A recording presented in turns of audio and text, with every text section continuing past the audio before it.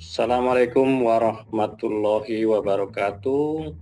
Salam sejahtera, semoga kasih sayang dan keselamatan dilimpahkan kepada kita semua.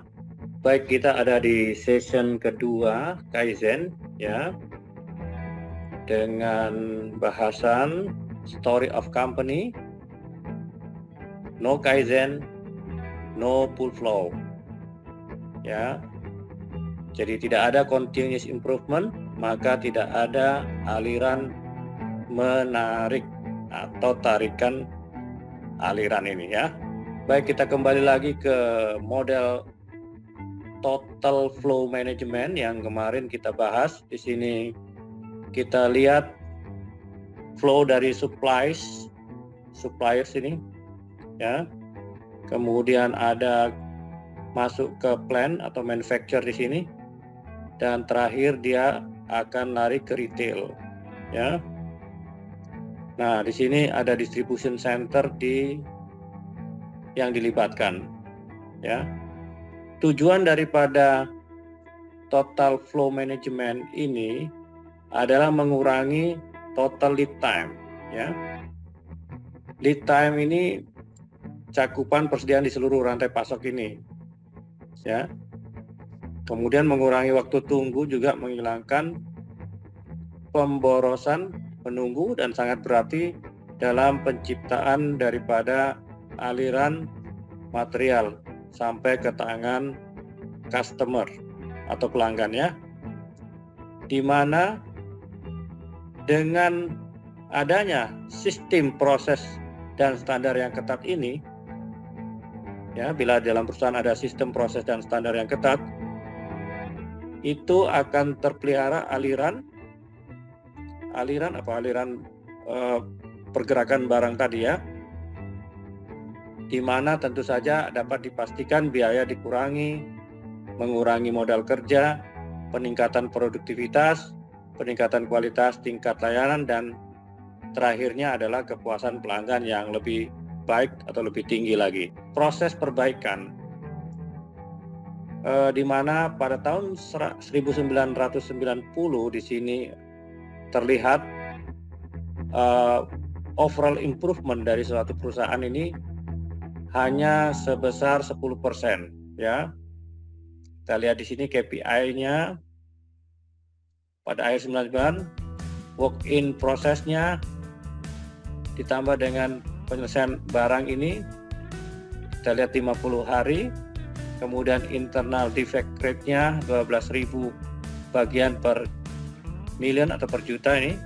Customer service-nya hanya 91%, achievement-nya 50% dari assembly, produktivitas 70 bagian per operator, dan final assembly line efisiensi 75%. Dan kita lihat hasilnya pada tahun 4 tahun ke depan ya. Karena pada tahun 2000 ini sebetulnya akan sulit ya. Nah, KP ini dibuat untuk menciptakan perbaikan yang lebih lanjut ya. Nah, perusahaan ini menggunakan banyak alat untuk suatu upaya semakin sulit ya menciptakan perbaikan yang lebih lanjut untuk mencapai suatu puncak dataran ini ya, daripada kurva KPI. Dan saat ini perusahaan menggunakan banyak alat lean yang utama termasuk pemecahan masalah kualitas, pertukaran 1 menit mati disebut sebagai istilah SMAT atau single minute exchange of dies.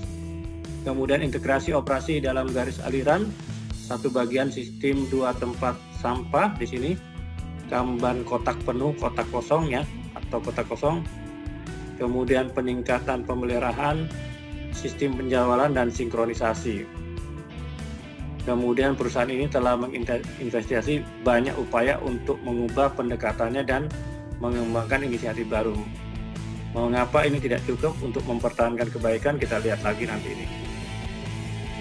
Nah, kemudian ada supply chain di sini. Kita lihat supply chain dan logistik flow, rantai pasok dan putaran logistik, di mana tempat yang bagus untuk menganalisa suatu rantai pasok perusahaan. Kita lihat contohnya di sini ada sebagai pemasar barang konsumen, di mana barang konsumennya ini adalah pemanas air atau heater ya, di mana pabrik memiliki pusat distribusi produk atau produk distribution center di lokasi, di mana gudangnya dibagi jadi dua area, satu untuk distribusi langsung ke pelanggan dan satunya untuk penyimpanan transit ke pusat distribusi di negara lain. Sedangkan pelanggan pabriknya juga dibagi dua kelompok, pelanggan langsung dan akhir secara nasional, dan produk distribution center yang sama tapi lokasi di negara lain. Kemudian PDC ini menerima barang dan menyimpannya siap untuk dikirim ke pelanggan di negara sendiri ya. Lihat ini pembagian suppliernya. Pembagian supplier ini dibagi 3 kelompok ya.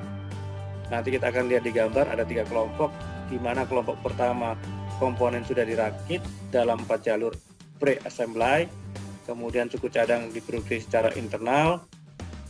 Ya, tingkat manufaktur internal adalah relatif tinggi karena bagian utama diproduksi dalam pabrik.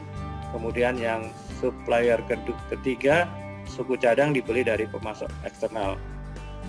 Nah, inilah gambar daripada putaran logistik rantai pasok. Tadi ada 3, 1, supplier 1, 2, dan 3, di mana dimulai dari logistik loop yang tipe keempat, lalu masuk ke tipe ketiga di pre-assembly ya. Logistik tipe kedua ini adalah final assembly, dan logistik look type 1 ini adalah final delivery di sini ya. Atau di sini kalau kita lihat lagi picking, pengambilan dan delivery finishing good. Mulai dari yang pertama ini kita balik, kemudian LL2 bagaimana mengassembly merakit daripada finishing good tadi. Kemudian LL3 di sini internal sub assembly ya, perakitan, dan di sini bagian daripada manufacture ya. Kemudian yang proses keempat ini di mana terjadinya pembelian daripada spare part dari atau bagian itu dari external supplier. Ini external supplier tadi yang dibagi 3 ya, supplier 1, 2, dan 3.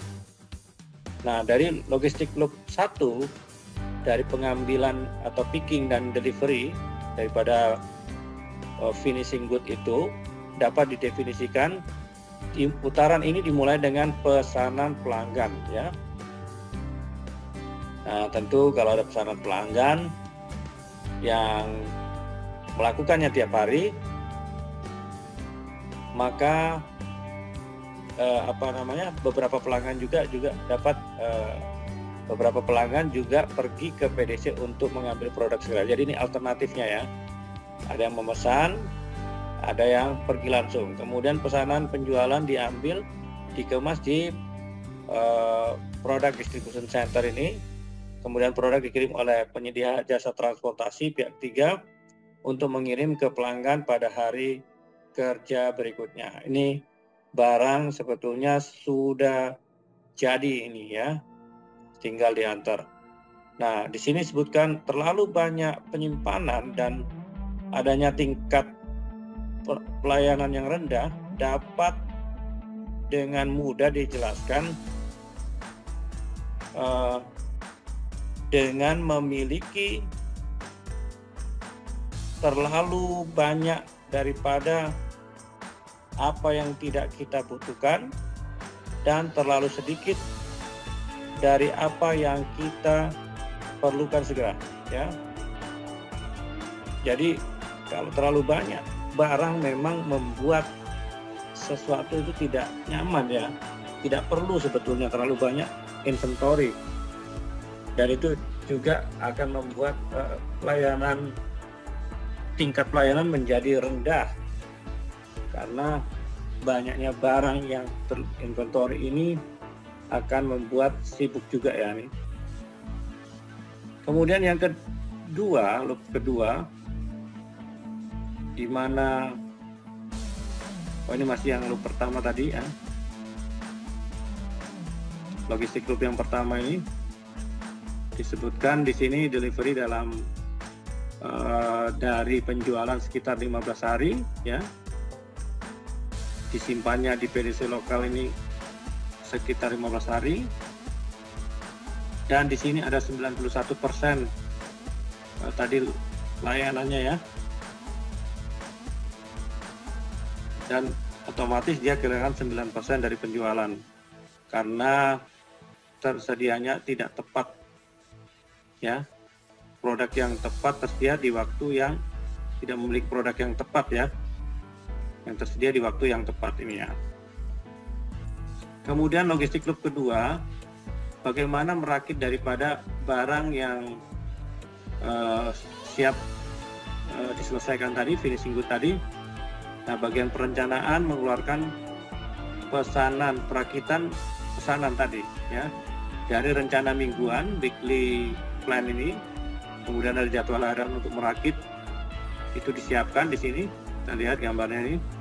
Kemudian bagian dikumpulkan di perakitan, produk dirakit dikirim ke tadi product distribution center tadi, dan dapat dimulai dari adanya perintah perakitan dari product distribution center di perusahaan tersebut ya. Jadi setelah itu mereka melakukan, jadi ini tadi memang awalnya dari pelanggan semua permintaan. Jadi selalu akan ada beberapa tingkat kesalahan yang terkait dengan metode daripada peramalan. Karena peramalan secara alami membuat asumsi tentang yang akan datang, tentang sesuatu yang akan datang ya. Tapi tentu ada tingkat kesalahan ya dari metode itu. Kemudian di sini disebutkan miss-nya bisa sampai minus 18 atau kelebihan daripada 16% daripada assembly ini ya. Jadi salah mengamal ini bisa mengakibatkan secara umum minus 18 dan bisa kelebihan 16%. Nah, itulah membuat 9% kegagalan pada loop yang pertama tadi. Kemudian logistik loop yang ketiga, perakitan awal atau sebelumnya dan internal manufacture itu, di mana manufacture internal berasal dari rencana mingguan tadi untuk perakitan akhir, maka bagian dikumpulkan untuk pre-assembly atau assembly awal ini, atau manufacture ya untuk produksi ya. Pre-assemble dan manufacture selesai ya, manufakturnya selesai, pengiriman dilakukan ke jalur perakitan akhir ya, work in process di sini. Lalu di sini yang LL3 bicara tentang pesanan mingguan ya, order mingguan ya. Nah, di sini kita lihat ada melibatkan perakitan awal, kemudian work in process ya.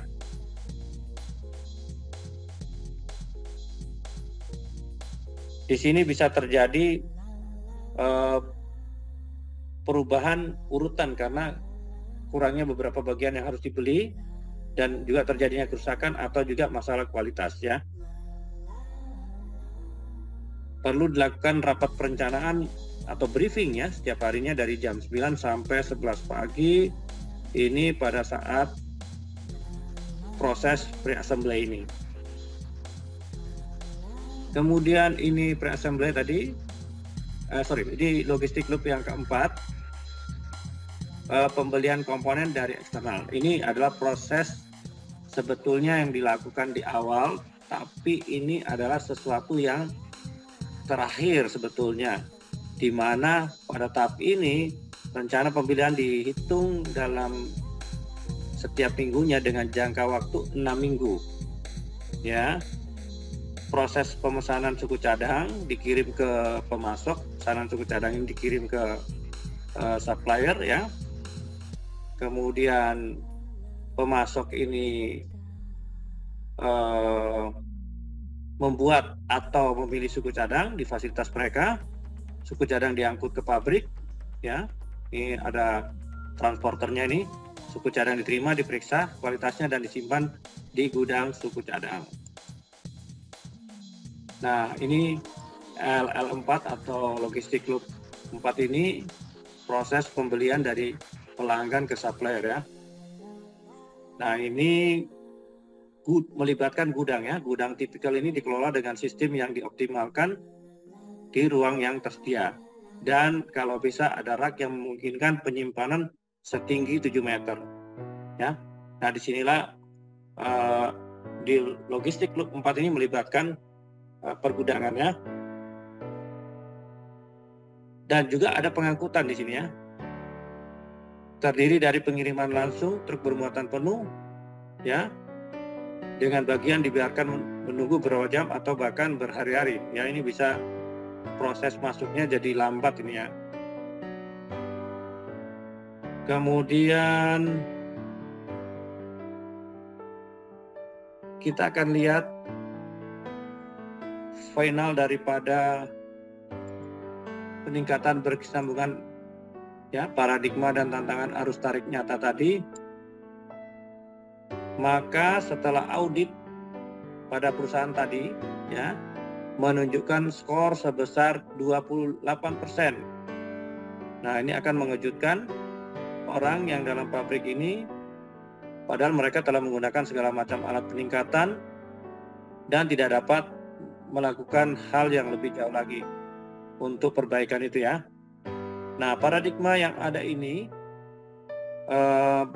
bahwa orang Gemba ini adalah operator dan pemimpin tim untuk inspeksi ini tidak perlu terlibat dalam perbaikan inisiatif. Dan semua kegiatan perbaikan telah dilakukan oleh tim proyek dan departemen teknik. Ini adalah sesuatu yang mungkin salah ini ya. Nah, jadi sebetulnya kalau dengan melibatkan orang Gemba tadi, bisa mengamati sistem melalui mata Kaizen, maka dengan mudah kita dapat mengidentifikasi semua hal-hal yang bersifat berlebihan tadi, hal yang tidak perlu tadi, sehingga akan ada peluang untuk perbaikan. Pada dasarnya semua daerah operasi ini dapat bertanggung jawab atas kegiatan eliminasi daripada limbah atau hal-hal yang berlebih tadi. Itu masalahnya relatif mudah ya mengatakan, tapi kita karena memiliki terlalu banyak hal-hal yang berlebih ini, tapi sangat memang begitu sulit untuk kita percaya bahwa kita benar-benar dapat menghilangkannya. Ini akan hanya jadi kenyataan ketika eliminasi ini didukung oleh suatu model konseptual aliran dan tarikan yang kuat dari rantai pasok bersama dengan pengalaman dalam implementasinya.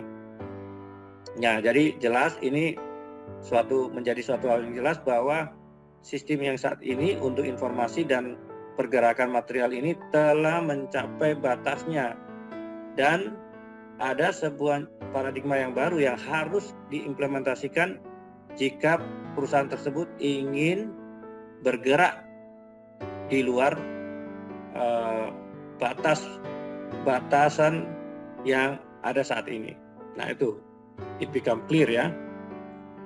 Oke, dan sehingga final challenge atau hal terakhir, tantangan terakhir ini, selama 4 tahun pabrik itu melatih orang-orang mengembangkan perbaikan project untuk menghasilkan inisiatif CI atau Continuous Improvement. Nah, akhir tahun 2004 alirannya, bila sistem dorong tidak diubah dan alirannya diubah tidak pernah didesain ulang secara signifikan, hasilnya perbaikan di semua KPI itu sangat lambat. Pabrik tidak bisa menunjukkan kecepatan dan vitalitas perbaikan yang dimilikannya di masa lalu. Maka tiba saatnya mencoba perubahan sistem dengan targetnya kita kurangin persediaan barang jadi ya. Stoknya kita kurangi, kita bisa raih lebih dari 90% default ya, ini waktu on time dalam layanan pelanggan akhir. Kemudian mencapai lebih dari 90% default juga dalam pemenuhan rencana perakitan, mengurangi persediaan suku cadang dan bahan baku tadi ya. Kali ini barang jadi ya, ini suku cadangnya dan bahan bakunya dikurangi, mencapai lebih dari 98% default dalam pengiriman dari supplier atau pemasok, tingkatkan produktivitas keseluruhan minimal 10% tiap tahunnya, terus kurangi jumlah cacat kualitas dari barang yang ada, kemudian kita bisa tingkatkan skor audit continuous improvement perusahaan dari 10 menjadi 20 poin persennya setiap tahun. Nah, ini adalah tantangan yang final. Baik, saya rasa ini untuk sesi kedua, nanti kita ketemu sesi ketiga, oke?